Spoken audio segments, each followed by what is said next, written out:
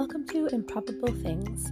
I'm J. Grace Pennington, and this is my podcast where I share 6 improbable thoughts before breakfast, which means 6 thoughts about reading, writing, or storytelling in some form.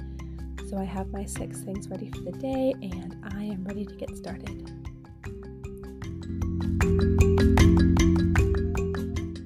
Before I get into my 6 things, I just wanted to say I apologize for the long absence. I mentioned on Facebook that last week my allergies had made me lose my voice yet again. It's happened several times this year. And the week before that, we were traveling. We actually took my girls to Disney World in Florida, which was a great time. And then honestly, the week before that, I was just really struggling and just did not manage to get to it. So, but I'm glad to be back, glad my voice has recovered, and I wanted to go ahead and get this episode in before Thanksgiving tomorrow. So, all that said, I will get into my 6 things.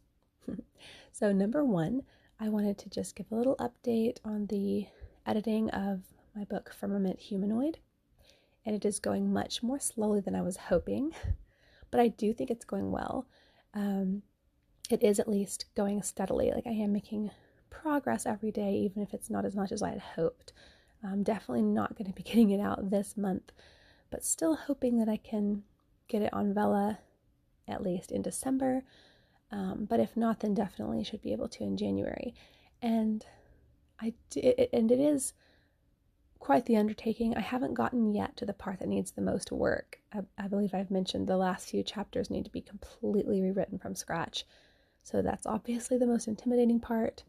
But there still have been some pretty big changes that I've made, among which I'm adding a bunch of content scattered throughout from a third-party perspective.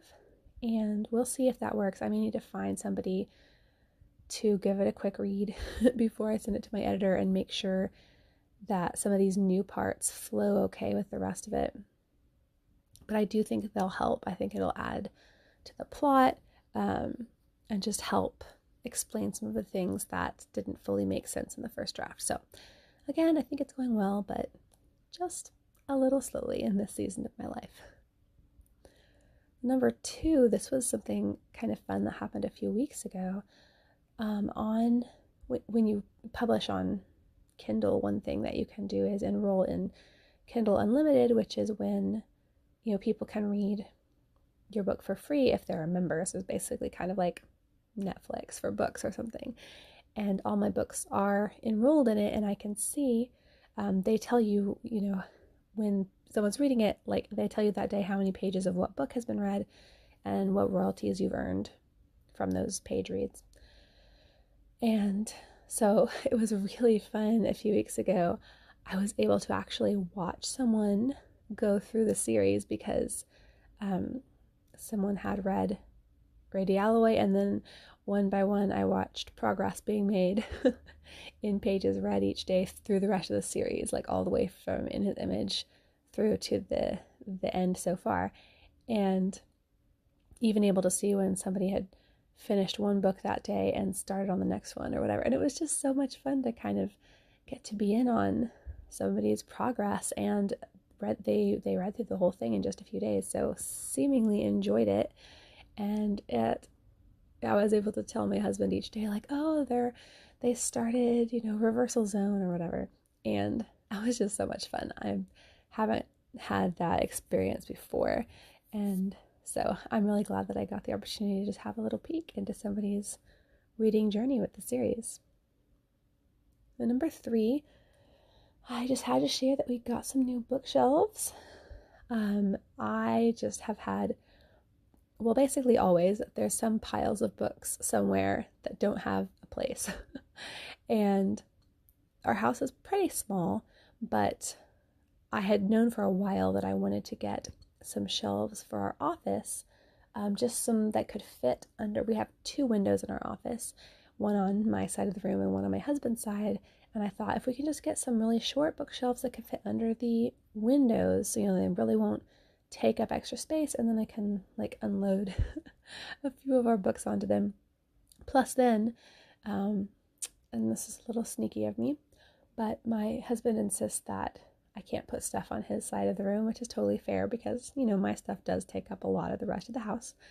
But my solution to getting some more room on my bookshelves is I told him, well, I'm going to take your books off of the shelves and put them on the bookshelf on your side of the room. So all his Hardy Boys collection, his Randy Alcorn books, whatever, I'm putting them on his shelf. And so I can just free up a little more space. And so now for the first time in quite a while, I don't have any homeless books. And there's actually some extra space, which I'm sure won't last very long. But it is a good feeling to have the books off the floor and just in their own little homes. So grateful we were able to get those, and still working on organizing them. But like I said, all the books are off the floor, which is great. Number 4, this also was a few weeks ago, but I was talking with my daughter, Violet, who's almost 4.5, and she can read a few words. Like she can recognize the words cat, go, up, just a few, small words. She could spell her name and her sister's names. And so she was saying something to me about a word she'd been able to recognize. And I told her, if you learn how to read, then you'll be able to read every word. And then you can read any book in the world all by yourself. You won't have to get someone to read it to you. You can read whatever story you want. And she thought that was really cool. Like she got excited about that. And I was thinking, I learned to read when I was about her age. Like I was reading, my mom always tells a story. I was like 5 years old when she walked in and saw me reading Little House on the Prairie. And so I'm like, and Violet's very smart. She knows all her letters and letter sounds. She picks up things pretty quickly. So I thought, we can at least maybe give it a shot at learning how to read.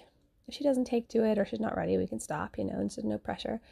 So I told her, hey, I'm going to order a book that will help you learn how to read, and we can work on it when we get back from our trip. So I ordered a book called Teach Your Child to Read in 100 Easy Lessons, which my mom always used with us when we were growing up. And so the book arrived. We haven't actually started on it yet because we got sick right after we got back. And so just haven't gotten around to it yet. That was the holidays, whatever. But I really am hoping next week after Thanksgiving to start sitting down with her, just doing some little lessons. The only struggle will be finding the time that we can do it, where the other girls are not going to be hanging around trying to get us to play with them and stuff. Like I need to find something else they can do. But anyway, I'm excited, and I think she's excited too. She keeps telling me, when are we going to do school, Mommy? So I will keep you all updated about how that's going. Number 5, am I currently reading? I'm still kind of, in general, going across my bookshelves from top to bottom, left to right. And the book I came upon was called The Introvert Advantage. It is a book that I believe my parents gave me for Christmas a really long time, like I think over a decade ago. And I think I'd started it back then, but I didn't finish it. But I've always been intending to read it because the first part was very interesting. So picked it up and I've been reading that, and it is very interesting. And this is what I liked about it. Back when I started reading it, it really gets into a lot of the brain science behind introvertism and how different neurotransmitters, like different studies that have been done that show that they're higher or lower in introverts or extroverts, and even going into studies that have been done that show different blood paths to the brain between the two. Lots of really fascinating things like that. Actual scientific reasons why a lot of times introverts can have an easier time with written word retrieval than oral word retrieval. So yes, and a lot of things like that where I'll be reading and going, yes, like I know that like I've always had a much easier time writing than speaking, and now I can look and go, not only is it not just me, but there is actually a reason for that. And a lot of things like that. Super cool. And the main point of the book, which I really appreciate, is helping you learn to work with your personality type and tools that you can use to just enhance your life and the advantages and how to work with your disadvantages and things like that. Because one thing that does really bug me when it comes to all the personality type stuff, I love all this, like introvertism, the Myers-Briggs type indicator. I love all those things, but I do get frustrated when people take these personality types and they try to use them, I always say, either as an excuse for a horoscope, like saying, well, I can't do this or that, or I have to do such and so because of my type. And that's not true. You can be faithful and you can do what's right. You don't need to make excuses, but it is beneficial to know your strengths and weaknesses and how to best harness your strengths and how to best work with your weaknesses and overcome them. And so I think this book aims at that. Like, it aims to show you, here are, as it says, the advantages and some disadvantages, and how you can learn to work with yourself to conserve energy and just to live in a way that benefits you and those around you. So I appreciate that. I'm about halfway through the book and expecting to finish it in the next few days here. So very interesting. Really glad I finally got around to reading it. Number 6, a few weeks ago, in between our church retreat and our Disney trip, so it was a very busy few weeks in there, my longtime best friend from way up north was able to come visit with her husband for a few days, and it has been, I think, I'm pretty sure the last time, no, they visited us a few years ago. I was going to say the last time I saw her was her wedding, but that's not true. They visited for a few days a few years ago. But we don't get to see each other much. And so they were able to visit, and we spent a few days together. It was a really sweet time. But one thing that we did is she and I, ever since we first became friends over a decade ago, have said that we are Anne and Diana from Anne of Green Gables. And I'm Anne and she's Diana. And so we even did a dress up one time, again, many years ago. When we got together, we dressed up as Anne and Diana and took all these pictures, and it was so much fun. So we realized as we were planning our visit, we've never had an opportunity to sit down and watch the Anne of Green Gables movie together, even though we both love it. And so we were able to do that, and it was really great. I also haven't watched it in years and years, and so it was good just to revisit it because it's one of my favorites. And the thing about it is that, the book is one of my longtime favorites, and I've read the whole series many times, and they did such a great, it's one of the best book to movie adaptations that I've ever seen. I think, the casting is perfect. They did a really good job translating things from the book to the screen. So that's very satisfying, especially since that often doesn't happen in movie adaptations. So I was just enjoying that all over again. But then also, as I was watching, it just made me think how much, I read the books first when I was really, really young. But I find that I appreciate the book and the movie along with it more as I get older rather than less, even though I think it's technically a children's story or middle grade, or I don't know what exactly the designation is.